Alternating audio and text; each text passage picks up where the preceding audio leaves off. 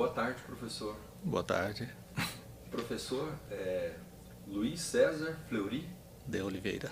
De Oliveira. Isso. O senhor está na instituição desde que ano? De agosto de 1975. Eu entrei como professor substituto, convidado por um colega de faculdade. Eu fazia na época 4º ano da arquitetura, e esse professor teve um problema com uma turma, particularmente com um aluno, e não quis continuar dando aula. E me perguntou se eu gostaria de assumir, que eu já havia dado aula em ensino médio, né? Não técnico, mas ensino médio, normal, que era o curso científico. E aí vim substituí-lo. A coordenação, na época, o coordenador de curso era o professor José Alves de Freitas. Ele me apresentou, nós conversamos, ele concordou que eu assumisse a turma. E fiquei, então, esse período, de agosto a dezembro de 75, dando aula, mas recebendo, inclusive, do professor, que não existia professor substituto na instituição na época, Escola Técnica Federal, né? Depois, esse período, segundo o professor José Alves, ele, inclusive, muitas vezes assistia a aula, quando eu estava dando aula, ele chegava na janela, às vezes entrava, ficava lá no fundo da sala. O diretor da época, professor Manuel Virgílio Pimentel Cortes, e o coordenador pedagógico. Esses três permanentemente estavam em volta da minha sala de aula. Aí no final do ano o professor Zé Alves fez o convite para que eu fosse contratado pela escola. E aí eu fui em 16 de fevereiro de 76, eu fui contratado como professor. Perfeito. Eu gostaria de, antes de darmos prosseguimento, perguntá-lo da sua trajetória escolar. Como que foi a sua trajetória escolar desde os primeiros anos de escolarização até os dias de hoje? Eu iniciei a escolarização no grupo escolar Modelo, no centro, né? É um grupo estadual. Aí eu fiz lá o pré-primário na época, né? E o primário, que era o nome dado. Então até a quarta série primária, né? Depois eu fiz o ginásio, 4 anos do ginásio e os 2 anos do científico, 1º e 2º ano, no colégio Ateneu Dom Bosco, dos Padres Salesianos. E o 3º ano foi feito, existia um convênio do Ateneu Dom Bosco com o Colégio Carlos Chagas. Então nós fizemos o 3º ano juntamente com o cursinho, o que eles chamavam de pré-vestibular, no Colégio Carlos Chagas. Inclusive as salas eram salas comerciais no centro de Goiânia. Eu entrei em 72 para a Faculdade de Arquitetura, né? Me formei em 76. Como eu disse anteriormente, em 75, 4º ano, eu comecei a trabalhar aqui. Depois eu fiz por escola. Tem um detalhe interessante. Tinha uma diferença de contrato. O professor formado, que tivesse curso superior, ele tinha um salário, eu não sei a referência de dinheiro, chamava, parece que era cruzeiros, que foi tanta mudança nesses últimos anos, né? Por exemplo, o professor recebia 22 cruzeiros por aula e o professor universitário, como era o meu caso, quem era estudante universitário, recebia 17 cruzeiros. Tinha uma defasagem de 5 cruzeiros de um para o outro. E o professor, que era estudante universitário, ele tinha que ter um professor com registro no MEC que o abonasse, quer dizer, que dissesse que ele tinha capacidade para dar aula. No caso meu, foi a professora Maria Lucy Veiga, que era professora de música. Ela que deu essa carta, né, mesmo sendo de uma área diferente. Tinha que ser um professor que conhecesse, que pudesse dizer, eu conheço essa pessoa e ele tem capacidade, tem responsabilidade para assumir uma sala de aula. Eu acho que seria mais no sentido responsabilidade, né? Porque, claro, a área era totalmente diferente. E, particularmente, ela me conhecia desde criança, né? E ela era uma das professoras que tinha registro no MEC. e tinha que ter esse registro para abonar. Aí depois, em 78, a escola fez um convênio com a Universidade Federal e foi dado curso chamado Curso Emergencial de Licenciatura Plena, em várias áreas, uma delas construção civil. Então eu fiz nesse... Qual que era o objetivo desse? Era exatamente ter professores que fossem licenciados, que as escolas, a maioria, principalmente o pessoal da área técnica, né, não havia licenciatura de disciplinas técnicas. Então eles precisavam de ter professores nas diversas áreas técnicas licenciados como exigência do MEC. Aí eu fiz essa licenciatura plena em construção civil, curso emergencial, inclusive tinha esse termo, né? Nesse caso, o senhor já tinha Eu já tinha, graduação, aí eu já era bacharel em arquitetura. Então, exatamente por isso, eu fiz o curso em 1 ano e meio. Eu só fiz as matérias pedagógicas.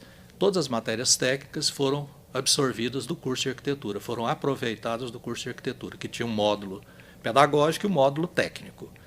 Certos professores que não tinham o módulo técnico, inclusive ou alguns casos professores que eram de outras áreas e trabalhavam na área técnica com disciplinas afins, né, fizeram os módulos de técnicos, mas eu aproveitei todas as disciplinas técnicas do curso de arquitetura. Então fiz as matérias pedagógicas e depois o estágio, né,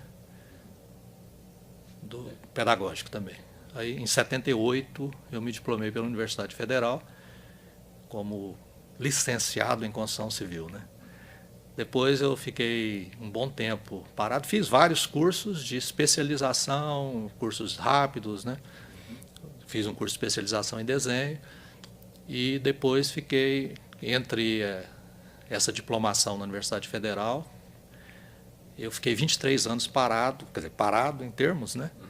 E fiz o mestrado em gestão de patrimônio cultural, que é uma área que eu sempre atuei, foi a área de arquitetura de preservação de bens patrimoniais, né? Essa é uma área que fiz na Universidade Católica.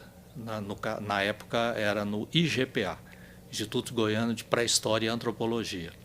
Em que período? Eu fiz em 2003, 2004. Em junho de 2004 eu concluí.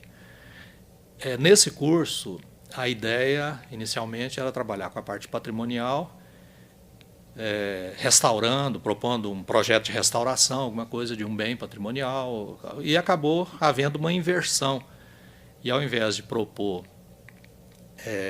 o trabalho propriamente de arquiteto, né, quer dizer, um trabalho fim, eu acabei propondo um trabalho meio.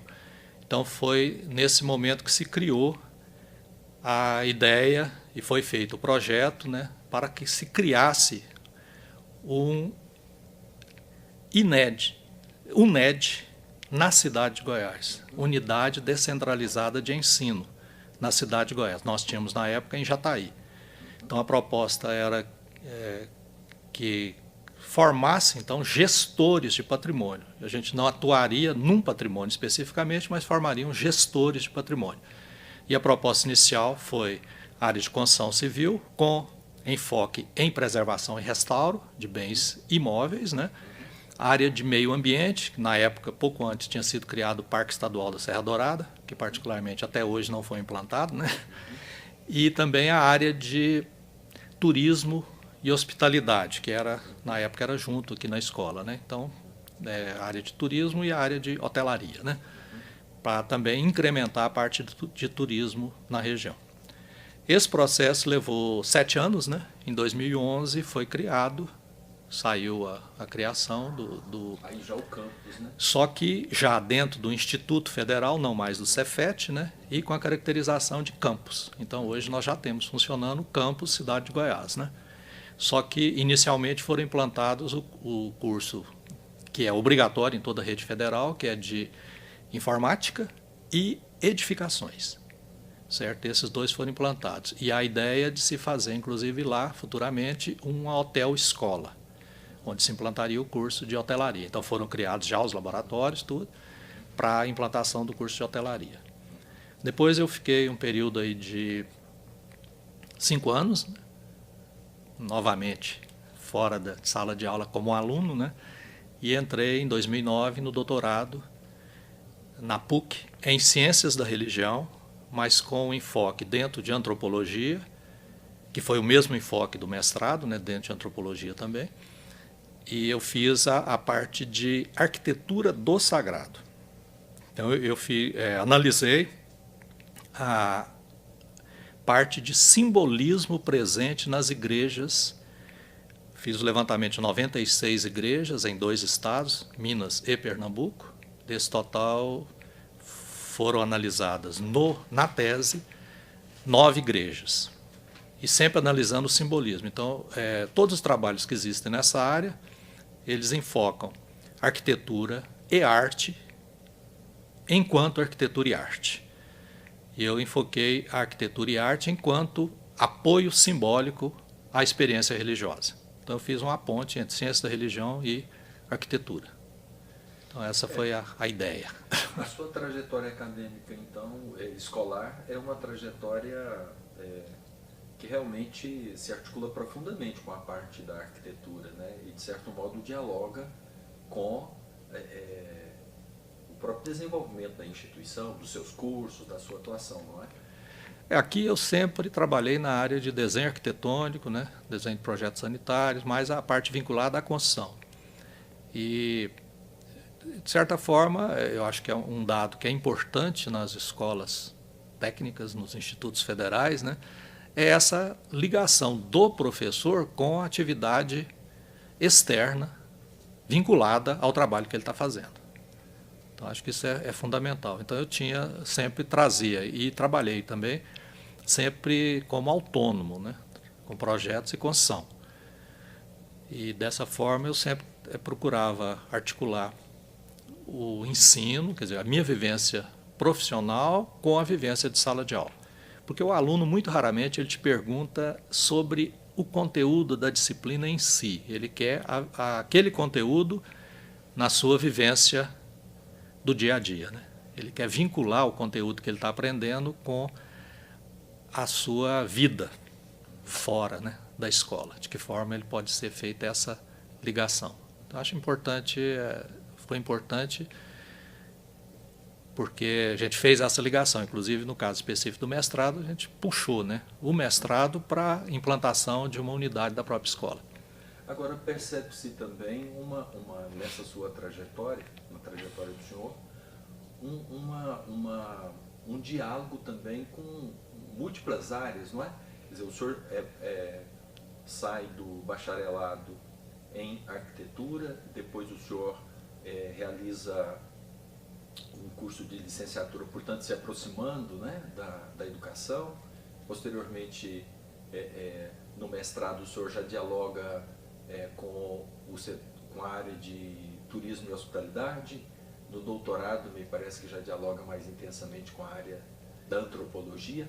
O senhor, enfim, tem um percurso escolar em que o senhor foi, de certo modo, ou por escolha, ou foi compelido a, digamos assim, estabelecer mediações com diversas áreas, não é? Dentro de uma perspectiva mais interdisciplinar, não? Olha, eu acho que não foi assim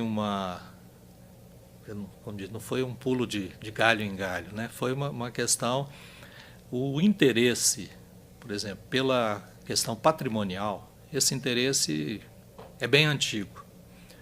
A questão, eu sou de famílias, tanto materna como paterna, famílias que têm muitos velhos. Então, uma família bastante longeva. Então, desde criança, eu sempre convivi com histórias do passado. Então, a questão de objetos, de construções, de vivências, né? Então, isso fez com que desenvolvesse um interesse muito grande pela questão patrimonial. Já dentro da arquitetura, eu tinha esse interesse. A parte de construção, quando eu entrei na arquitetura, eu já executava obras, eu já trabalhava na construção civil, certo? E então foi assim, realmente foram somando elementos, né? No caso específico da licenciatura, Então, você pode observar que eu fiz licenciatura em construção civil utilizando as disciplinas do curso de arquitetura. Então, na realidade, eu consegui assim, uma habilitação para estar em sala de aula. Quer dizer, apenas houve poderíamos dizer, o polimento do técnico para que ele pudesse transmitir o seu conhecimento técnico, né, de uma forma correta, ou pelo menos mais acessível ao aluno, né, porque o linguajar técnico é um linguajar muito rígido, muito duro, digamos assim, né.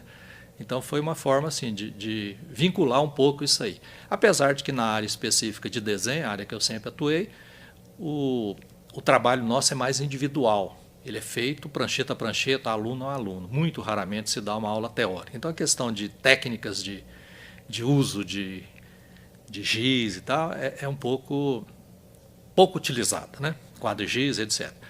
Houve um fato interessante nesse percurso aí. Todos os anos, até alguns anos atrás, né, a gente tinha sempre as semanas pedagógicas, né? Existiam cursinhos, existiam palestras e tal. Eu costumo dizer que o único curso desses, a única semana dessas, fez um diferencial na minha atuação profissional. Nós tivemos um curso com o professor do Rio de Janeiro, por incrível que pareça o nome agora fugiu, mas é uma questão de DNA, né? Data de nascimento antigo. Ele falando sobre a questão de técnicas de utilização, né? Ele comentou que ele havia dado um curso para carteiros no Rio de Janeiro, dos Correios, e que a grave dificuldade dos carteiros era identificar os envelopes para cada atividade. E que ele então pegou papéis, cartolinas e fez envelopes. Pôs os alunos todos para recortar e colar e formar envelopes, né, que virou uma brincadeira. Com isso aí surgiu a ideia da gente utilizar isso na hora de fazer o estudo das diversas plantas de um projeto, né, o que é planta baixa, o que é corte, planta de situação, de cobertura, etc. Nós começamos a fazer uma pequena maquete de isopor com os alunos, que é uma aula que vira uma brincadeira total, né? A ponto de um aluno, um senhor já, na época ele era uns 15 anos mais velho que eu. No início eu tive muitos alunos mais velhos que eu. Esse particularmente devia ser uns 15 anos. Ele no fim da aula falou: professor, se o meu filho de 7 anos souber que eu estou na escola fazendo maquetinha de isopor, ele vai curtir com a minha cara o resto do ano. Mas o que aconteceu? O pessoal começou a utilizar. Então, esse tipo de atividade é o que nós buscamos no curso de licenciatura, né? E, evidentemente, havia uma exigência da escola. Nós teríamos que ter um registro no MEC. Para ter o registro como professor no MEC, teria que ter o curso de licenciatura. Eles não davam registro para bacharel. Então, naquele momento, houve essa característica que depois parece que não prevaleceu, né? A questão do mestrado já foi o retorno do interesse pelo patrimônio, né? E, inclusive, aconteceu um detalhe, eu fiquei sabendo desse mestrado quando eu participei da comissão que fez o tombamento do Art Deco de Goiânia. Eu fui indicado como membro do Instituto, no caso da época do Cefet, né? Na época, diretor administrativo, Paulo César Pereira, né? Para que participasse da comissão no IFAM como representante, que eles pegaram 22 pessoas de diversas entidades, Clube de Engenharia, Universidade Federal, Prefeitura de Goiânia, né? Tentaram fazer uma equipe bem representativa da sociedade de Goiânia, né? E eu fui representante da escola nessa comissão. Então, por isso, através desse trabalho, é que eu fiquei sabendo da existência desse curso. Então, foi quando eu procurei, o trabalho foi em 2003, 2002, 2003, e aí procurei o curso e entrei, né? E, na época também, questão de carreira no Cefet, mestrado era a exigência, né? Aí eu acabei entrando nessa. No doutorado aconteceu também algo parecido, né? Eu não tinha condição, no mestrado também eu não tinha condição, por questões familiares, de sair de Goiânia, fazer o curso fora. O mais próximo da área de arquitetura é Brasília, o UNB, teria que ficar na estrada, aí complicaria um pouco.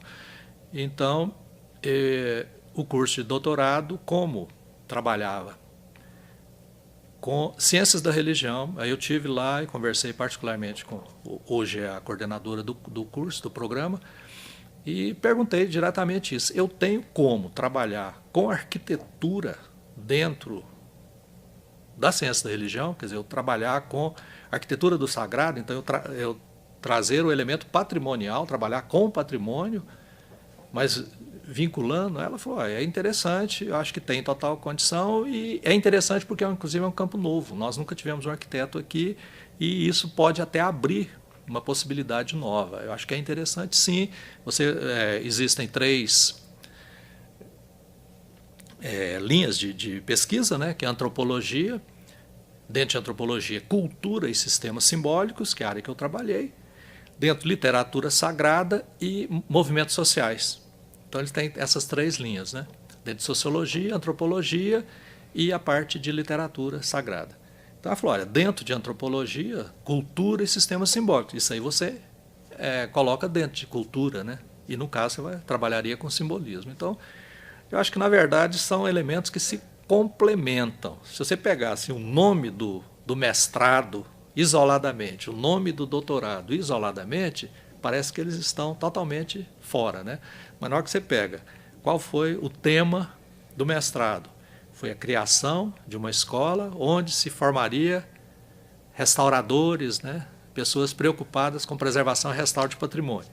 Dentro do doutorado, o que você faz? O entendimento do patrimônio, certo? Inclusive aconteceu, a professora Sônia Lobo, ela foi da minha banca, né?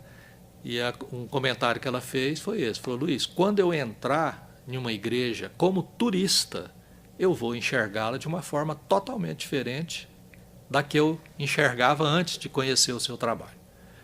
Então eu brinquei que eu ia falar, Sônia, só isso aí já valeu o doutorado, né? Porque já é essa questão do enfoque. Então, de certa forma, eu não considero que houve elementos estanques. Eu acho que eu peguei elementos que estavam próximos, né? E realmente direcionei. Mas sempre a partir da questão do patrimônio. Da questão patrimonial. Perfeito. A ideia foi essa. Retornando à trajetória do senhor, o senhor, então, entra em 1975, é contratado em 1976? Fevereiro. 16 de fevereiro de 76. Perfeito. Qual foi a sua trajetória na instituição? O senhor ocupou mais de funções acadêmicas, de docência propriamente? Sim. Teve experiências em gestão? Como é que foi a sua trajetória dentro da instituição? Não, aqui eu estive professor praticamente o tempo todo, né? O pessoal fala, você é professor? Não, eu estou professor, né? Eu sou arquiteto. Então, como eu dou aula especificamente do conteúdo da minha profissão, né? Eu considero como eu sempre estando professor e não sendo professor. Basicamente, eu trabalhei dentro de sala de aula. Nos primeiros anos, nós, inclusive, ganhávamos por aula dada. E a gente tinha um sistema de até 40 horas aula. Mas eram aulas dadas, aulas recebidas. Já não tinha sistema como é que eles falam? Regimes, né? Não existiam regimes. Teve um período que o professor, inicialmente eram cursos técnicos, né? Curso de agrimensura, edificações, eletrotécnica, eletromecânica, mineração, estradas e saneamento. Eram 7 cursos, né? Acho que eu falei todos. Dentro da edificações, eram coordenações específicas de cada curso. Então, no caso, eu pertencia à coordenação de edificações. Nós éramos 16 professores, certo? O professor José Alves de Freitas, que depois foi nosso diretor, né? Ele era o coordenador do curso. E algum tempo depois... Isso no final dos anos 70, 1970. Isso na década de 70, final dos anos 70. E depois, um período lá, eles resolveram que havia sempre o o coordenador e um vice-coordenador. E eu fui vice-coordenador. Daí um tempo foi criado uma coordenação geral, certo? E o professor José Alves assumiu essa coordenação geral. Então eu fui obrigatoriamente assumir a coordenação de edificações. Só que eu fiquei nessa coordenação apenas 4 meses, porque primeiro a questão, administração é sempre uma característica política. Eu sou totalmente avesso à política, certo? E começou a acontecer alguns problemas de pessoas que assim tinham exatamente o interesse político na coordenação, a coordenação como elemento político, e ficou naquele, tá, né? Quer dizer, tem um cara que não é político, nós precisamos de alguém que seja político. Aí eu peguei, simplesmente renunciei juntamente ao diretor-geral, por interesse particular. Aí o professor Zé Alves, quando soube, né, ficou muito bravo, disse que não aceitaria, mas que o diretor falou, olha, ele disse que eram problemas particulares, eu não podia argumentar. Então eu já usei essa estratégia para não ter tentativas de não conceder, né? Fiquei apenas 4 meses. Depois, quando o professor José Alves assumiu a direção, na década de 80, né? Final de 80, anos 90, foram 2 mandatos, né? Aí eu assumi a coordenação de projetos e instalações, certo? Esse aí eu fiquei um período maior, quer dizer, eu continuava em sala de aula, mas também tendo essa função. Então, toda a parte de reformas da escola, pequenas reformas, construções, né, e alguns pequenos projetos internos, então, foram feitos nesse período. Eu fiquei 1 ano e 8 meses nesse período. Foi quando entrou o professor Ítalo, de Lima Machado, aí eu saí. Né, inclusive, nós tínhamos um problema administrativo seríssimo aqui, que é, por exemplo, nós tínhamos marcenaria, tínhamos serralheria, tínhamos o pessoal da manutenção. Só que eles não eram vinculados à coordenação de projetos e instalações. Então, quando você precisava de alguma coisa na marcenaria, você tinha que ir à administração, ao diretor administrativo, para que ele autorizasse você a ir na marcenaria para resolver um problema que era importantíssimo, às vezes, naquele momento. Então, o diretor administrativo, na época, era o professor Geraldo Silva de Almeida. Então, ele fez uma portaria colocando esses 3 setores diretamente subordinados à coordenação.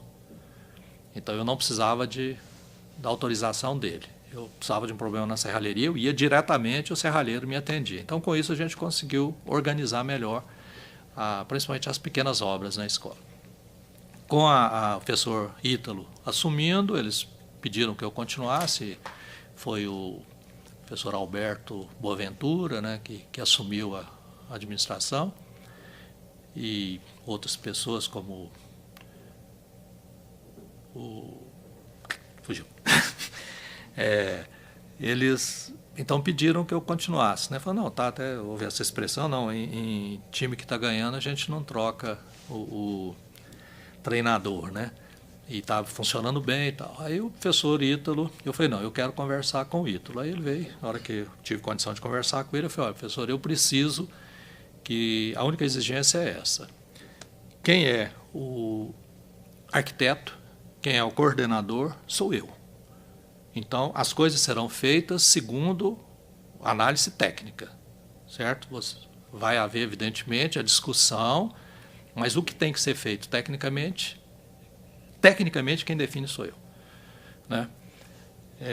E a questão desses 3 departamentos. Eu preciso que o senhor faça uma portaria colocando a serralheria, a marcenaria e a manutenção subordinadas à coordenação de projetos e instalações. Ele falou, não, tem 2 aspectos. Quem define o que tem que ser feito na escola é a direção, não é você como coordenador. Tudo bem. E você está propondo uma mudança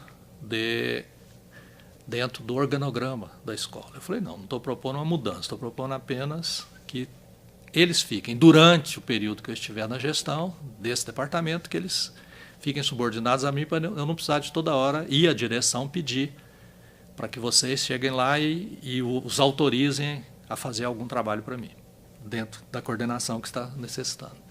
Ele falou, não, se é isso aí, eu não concordo, não. Eu falei, então, agradeço o convite, né, e tchau. Porque, infelizmente, foi dentro do período que eu estou na escola, eu tive um grande período aí com diretores nomeados pela ditadura, né? No caso, o professor Hélio Naves, ele foi nomeado, teve 2 mandatos, nomeados pela presidência da República direto, né? Dentro do período ditatorial, e o professor Ítalo, que foi eleito pela comunidade, foi muito mais ditador dentro da escola do que o próprio Hélio Naves, que, né, tinha o...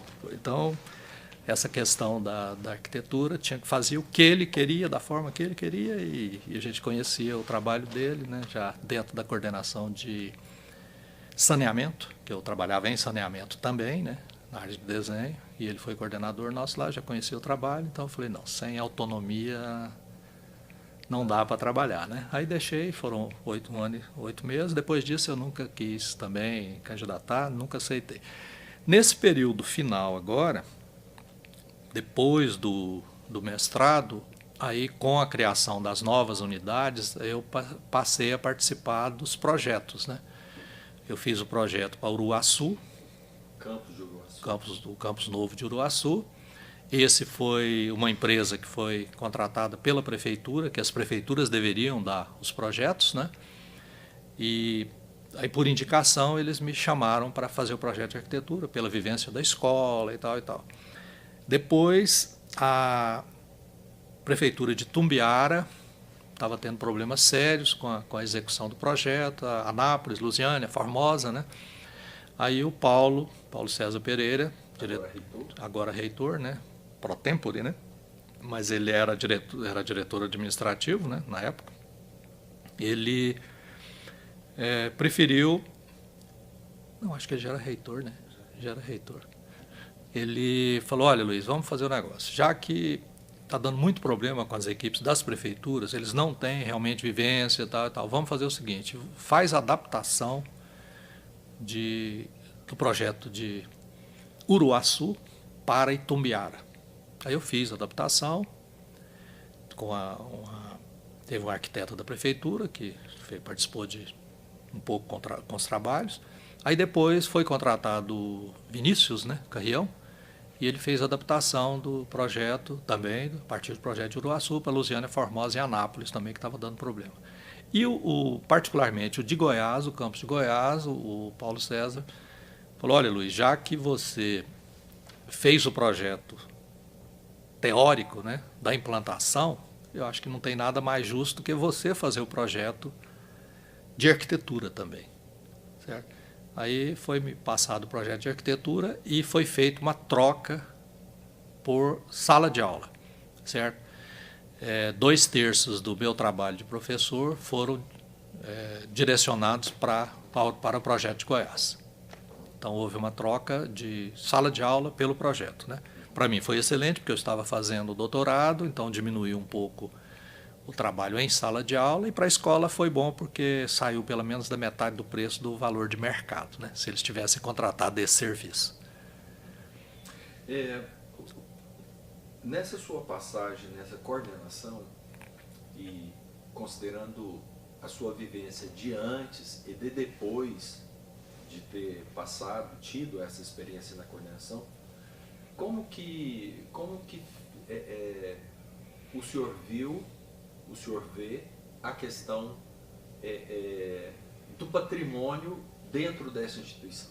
Quer dizer, essa instituição tem partes dela tombadas, não é? Uhum. Como patrimônio histórico. Enfim, como o senhor vê essa política, os cuidados institucionais com relação a esse patrimônio? Como que leitura o senhor tem desse processo? E afinal de contas, se o senhor ocupou a coordenação, que medidas ou que ações o senhor buscou implementar nesse sentido, no sentido da preservação desse patrimônio, nessa sua passagem nessa coordenação? Olha, a questão do patrimônio, na época quando eu entrei na escola, né, na época da entrada aqui, ele era um patrimônio estadual. Então não havia nenhuma preocupação com o patrimônio, porque não tem força nenhuma, né? Infelizmente não tem força nenhuma. Com tendo a escola participado, entrado como patrimônio federal, né, tombamento do Art Deco, apesar de ser um Art Deco bem simplificado, né, de um modo geral aqui nós temos o Art Deco em Goiás é bastante simplificado, questão das distâncias, dificuldade de acesso, materiais, tá? Então ele realmente é uma arquitetura mais simples, bem mais simplificada do que em outros locais. Mas com a criação, aí houve assim, uma certa consciência, vamos dizer, nesse sentido, né? O senhor saberia informar quando que essa responsabilidade sai da esfera estadual e passa para a federal? Foi em 2003. Não lembro a data. 2002.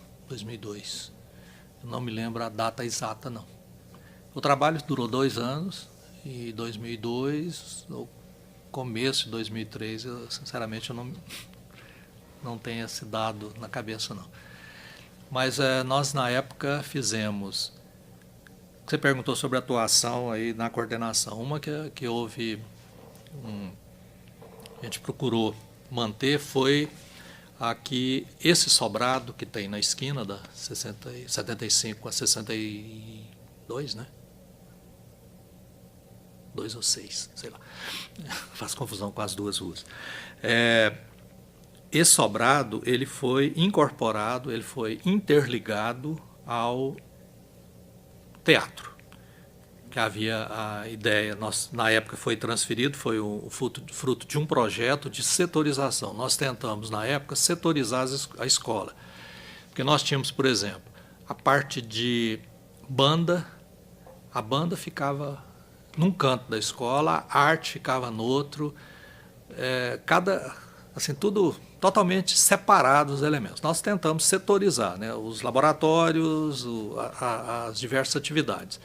E nessa tentativa nós trouxemos para cá, para esse sobrado, que foi na época desocupado, porque ele foi criado como residência do diretor, quando a construção da escola, né, entre 39 e 42.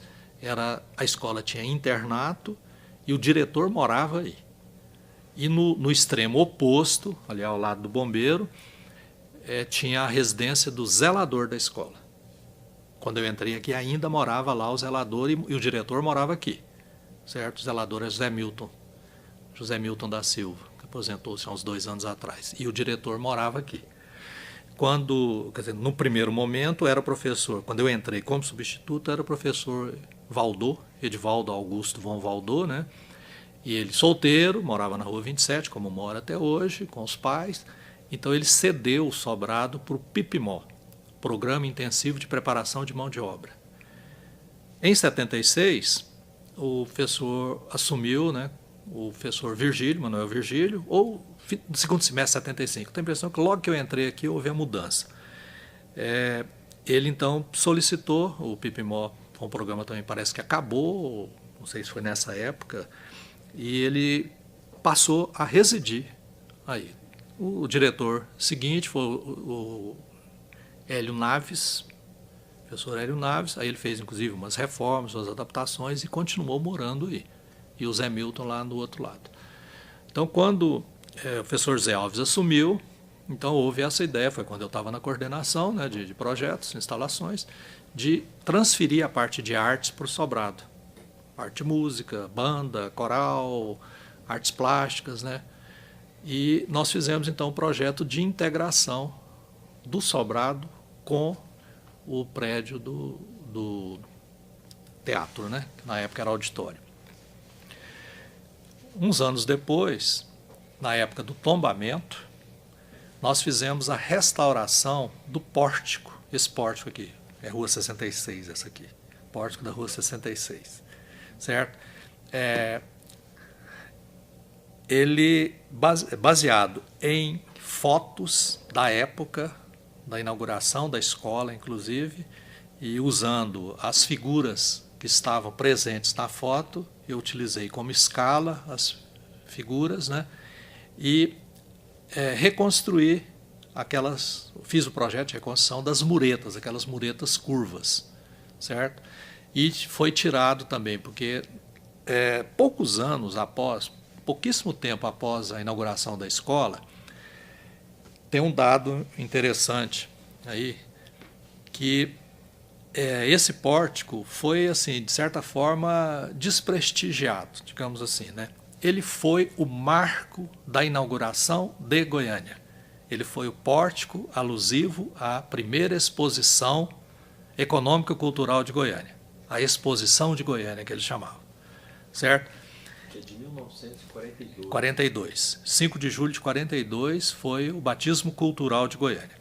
Por uma questão política, Goiânia não foi inaugurada.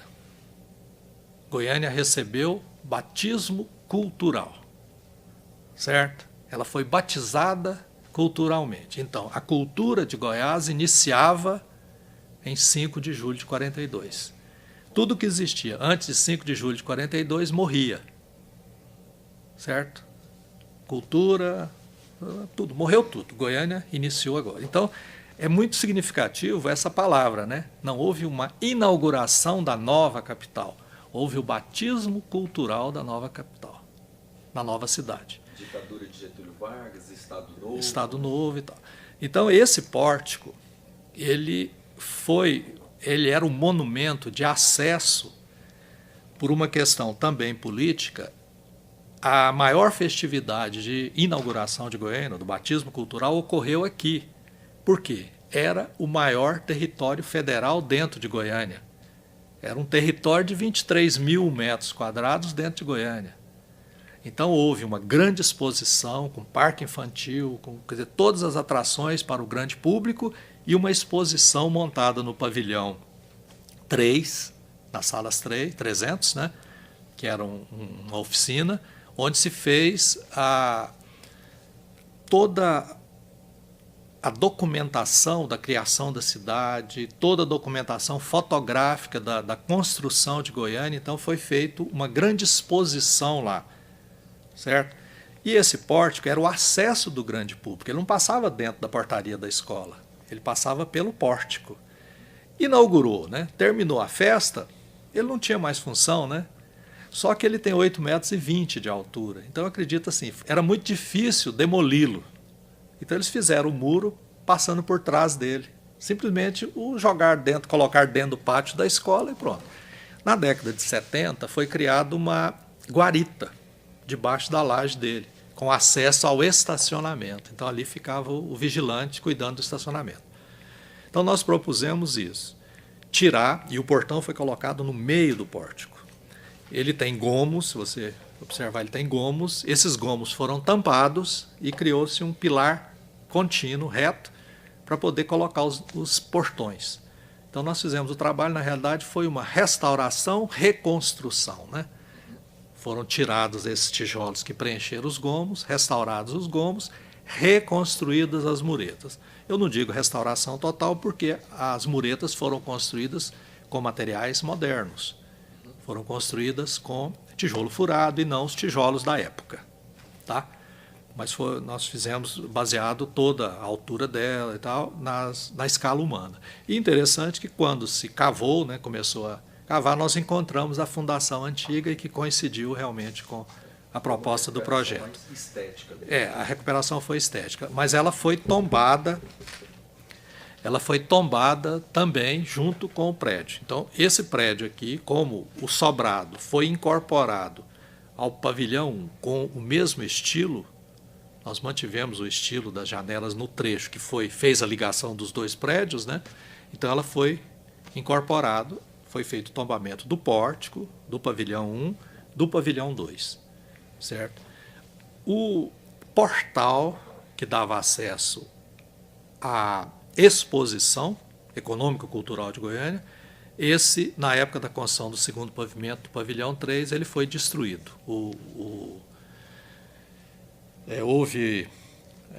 Cortou-se, né, a parte do frontão. Esse frontão nós conseguimos guardar, não estávamos na coordenação mais, né? Nós conseguimos guardar esse frontão por um tempo, pensando na restauração futura. Quando nós saímos de férias, né, no mês de janeiro, quando nós voltamos em fevereiro, ele tinha sido jogado fora. Enquanto eu estava perto, eu vigiava, né? De vez em quando eu ia lá ver, cadê eles? Os pedaços estão aí, estão guardadinhos, então, né? Depois nós vamos restaurar.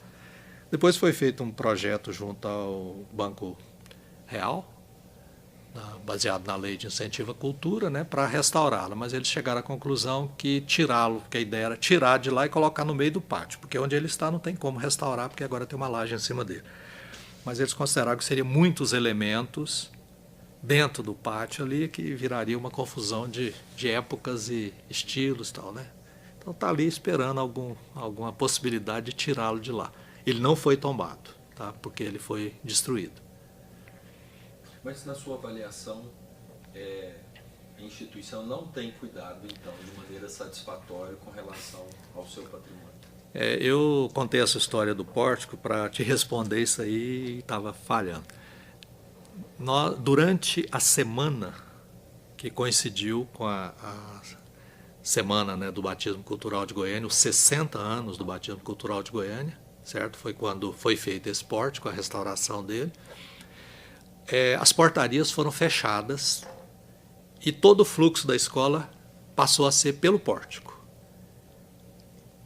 Quase que lincharam os diretores da escola por isso, né? Que era um absurdo sair do estacionamento, dar a volta toda para poder entrar por esse negócio estranho aqui. Então eu acho que consciência de preservação não tem, não. Não existe essa consciência. O velho, ele deve sempre ser destruído para se fazer uma coisa mais moderna, né? Então a ideia de preservação é muito pequena. E é engraçado porque pessoas que deveriam estar bem vinculadas a isso, pessoas que são da cidade, que são do estado, né, não têm o mínimo interesse, e às vezes pessoas de fora, né, de outros estados, têm um interesse muito maior em ajudar nessa preservação. Mas eu acredito que, se não tomar cuidado, daqui a uns dias estão tirando essas janelas de madeira e pondo vitrozinhos metálicos. No seu julgamento, quais seriam as, digamos assim, iniciativas necessárias ou talvez até urgentes no sentido de proceder a esta preservação ou até mesmo restauração de novas estruturas dentro da instituição que remetem a esse passado? Olha, acho que primeiro é uma questão cultural. Enquanto não houver uma consciência coletiva, uma consciência da comunidade de que a história não é o que foi feito 100 anos, 200 anos atrás, que a história está sendo feita a cada dia por nós, e que, portanto, os elementos, né, presentes aí, que foram construídos 30, 40, 50 anos atrás, eles têm que, pelo menos eu tenho que ter um mostruário deles, eu tenho que ter pelo menos alguns elementos que mostrem a evolução histórica. Enquanto não houver essa consciência, eu acho muito difícil. Claro que nós estamos numa escola, né? Então aqui talvez seja o local, acho que deve ser um dos locais, mas tem que haver uma consciência geral. E isso aí envolve a questão econômica, a questão política, né? Nós temos casos aí incríveis de político que, por briga com o IPHAN, incentiva a depredação de bens patrimoniais, né? Como ocorreu na cidade de Goiás, né? O prefeito, por uma briga particular dele com a superintendente do IPHAN, incentivou a periferia a depredar, quebrar os lampiões da parte histórica, né? Porque só importava o patrimônio para o centro, então que eles estavam lá por uma questão apenas de briga política dele com a superintendente, né? Então acho que é uma questão cultural. Infelizmente, por aqui, acho que quando se fala em cultura, todo mundo pensa em plantio de milho, soja, arroz e feijão, né? Bem, hoje... Bem ácido, né? Hoje são 3 de setembro, né? Sim.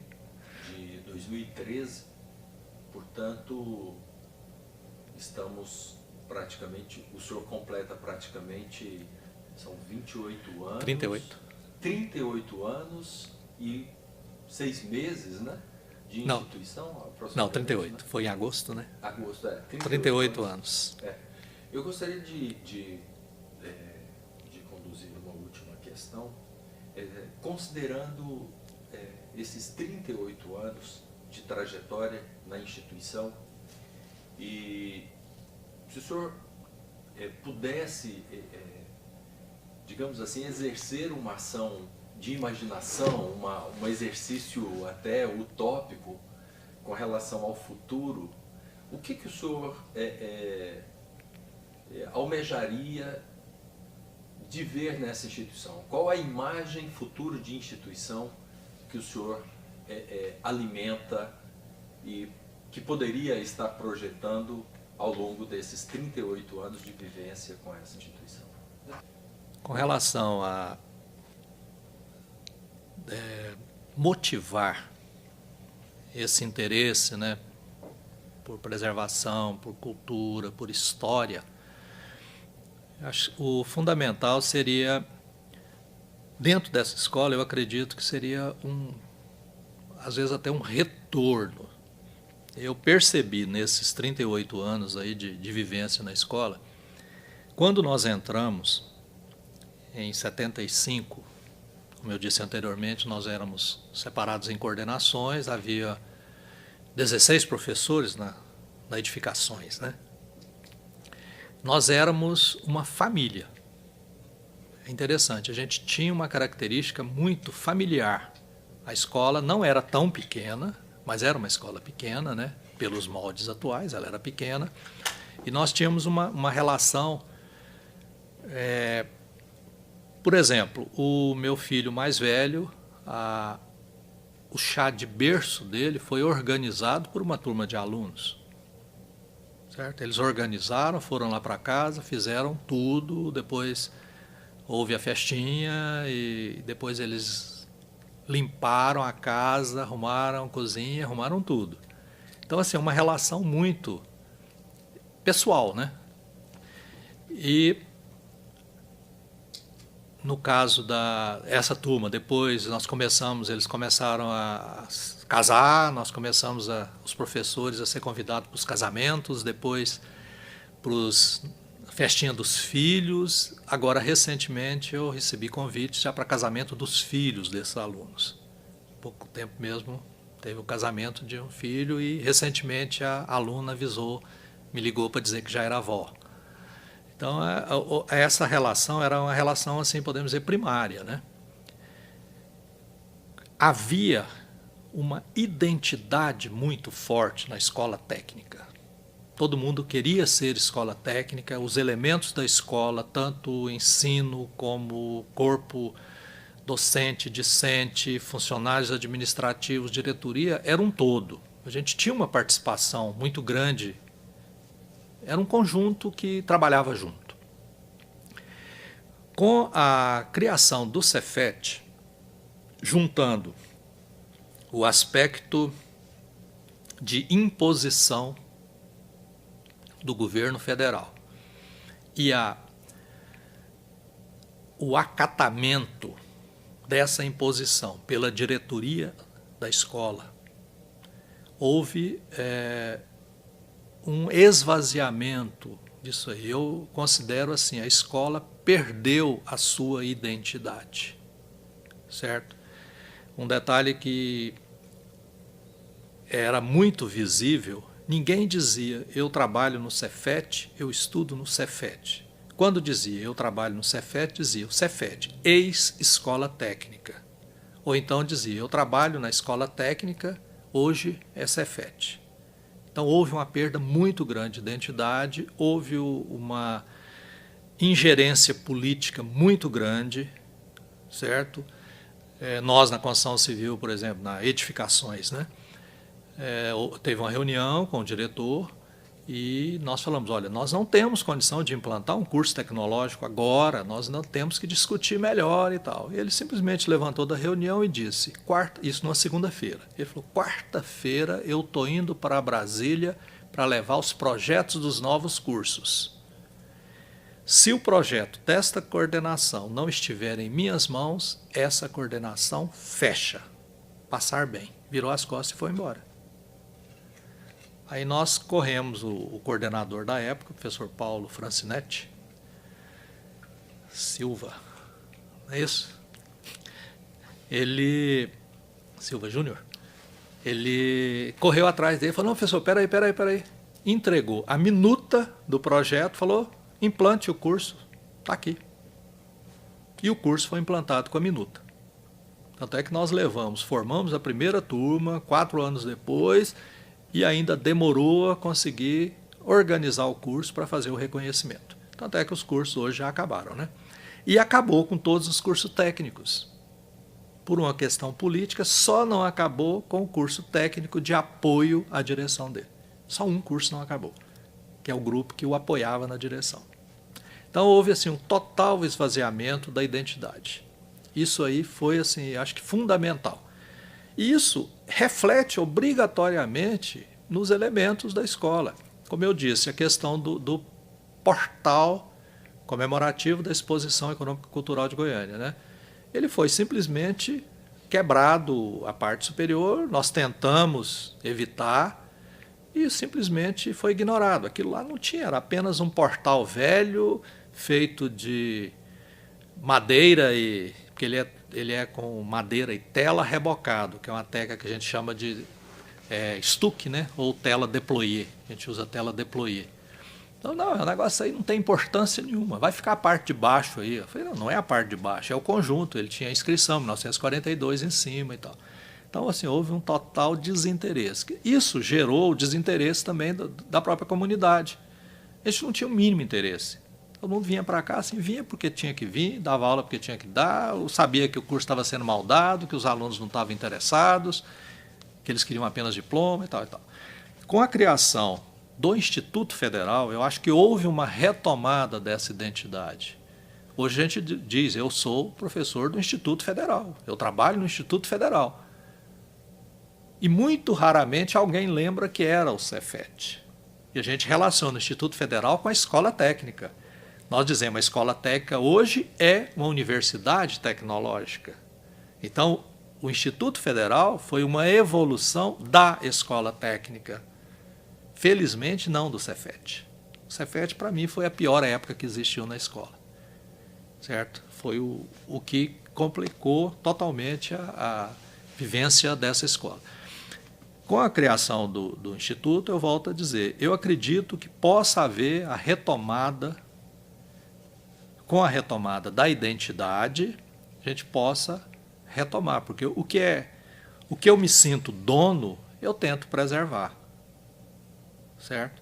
O bem de família, eu preservo. O que lembra meu avô, meu bisavô, eu preservo. Eu procuro passar para os meus filhos. Que seja um simples canivete. Então, ainda mais um prédio que sediou uma escola tão importante como foi essa, né? E que hoje ela tende a ampliar muito. Inclusive, a gente, em termos de número, já ampliou incrivelmente, né? E nós já temos um nível, já melhorou muito o nível dos cursos depois da criação do Instituto Federal. Eu acho que é uma consequência, mas volto a dizer, não é uma questão meramente da instituição. Também tem que haver o interesse externo, porque o aluno vem de fora. Se o aluno chega aqui sem nenhuma noção de história, de patrimônio, e considerar como a história sendo apenas o reduto dos poderosos, não vai. Agora aqui acho que é difícil colocar isso. A escola foi criada como escola de aprendizes artífices. Ela era destinada aos filhos dos trabalhadores, a profissionalização dos filhos dos trabalhadores. Certo? Então ela não tinha esse caráter elitista. E acredito que toda escola federal não pode ter esse caráter elitista. Tá? A questão aqui, evidentemente, quem está mais preparado acaba entrando, mas a escola ainda tem uma questão de cotas, tem uma série de elementos que valorizem. E principalmente um aspecto, quem passa por aqui sai um profissional. Ele não vai, como diz, trabalhar de caixa comercial durante o dia e tentar fazer um curso à noite, né? Ele vai trabalhar profissionalmente. Ele já tem condição, principalmente quem passa no ensino médio, né? Ele sai daqui um profissional já da área que ele vai seguir na faculdade. Então isso ajuda muito, inclusive, a formação dele. É isso. Então agradecemos ao professor Luiz César Fleury de Oliveira por essa entrevista concedida no dia 3 de setembro de 2003. Muito obrigado. Sim, senhor. Esperamos ter falado alguma coisa de proveito.